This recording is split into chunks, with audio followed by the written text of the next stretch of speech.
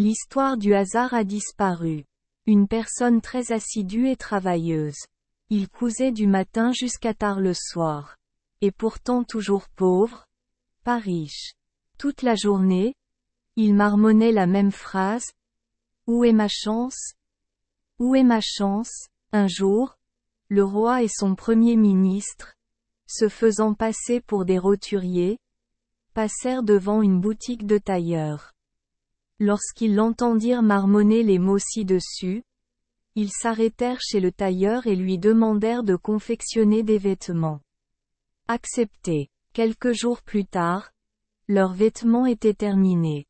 Le Premier ministre s'est rendu chez le tailleur pour acheter des vêtements et lui a apporté un poulet rôti sur un plateau. Mais le Premier ministre n'a pas révélé au tailleur que la poitrine du poulet rôti contenait des pièces d'or.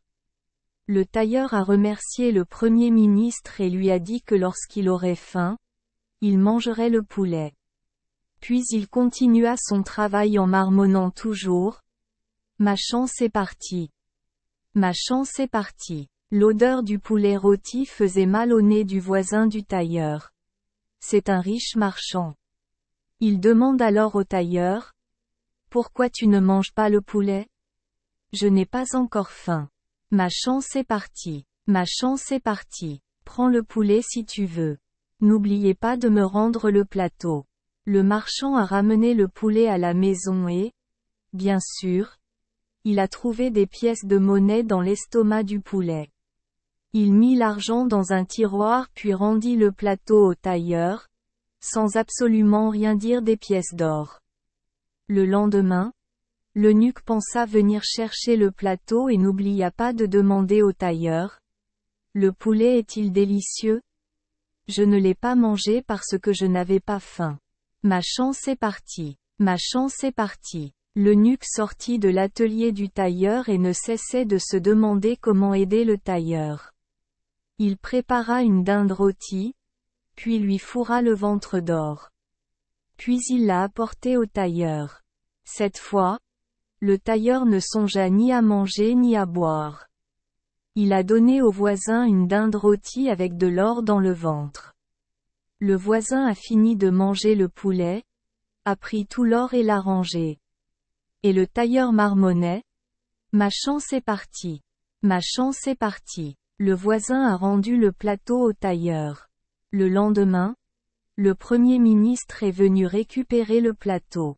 Il demanda au tailleur. Ça va? Aimez-vous cette dinde rôtie? Je ne l'ai pas mangée parce que je n'avais pas faim. Ma chance est partie. Ma chance est partie. Le Premier ministre s'est dit. C'est vrai que sa chance a disparu.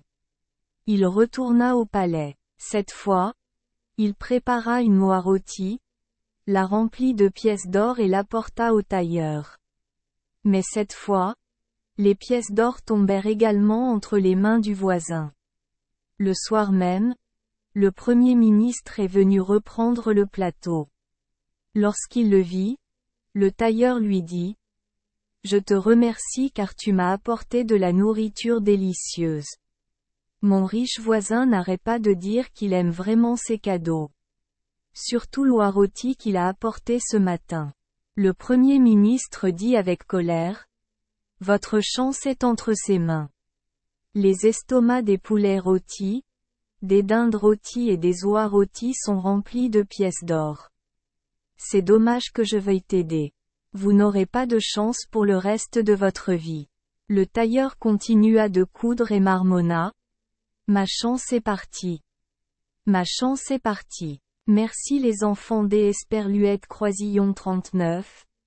Avoir écouté des contes de fées au jour Esperluette Croisillon 39. 8. Espérons que les histoires apporteront aux enfants des moments heureux et significatifs. Si vous aimez notre chaîne, veuillez appuyer sur le bouton S Esperluette Croisillon 39.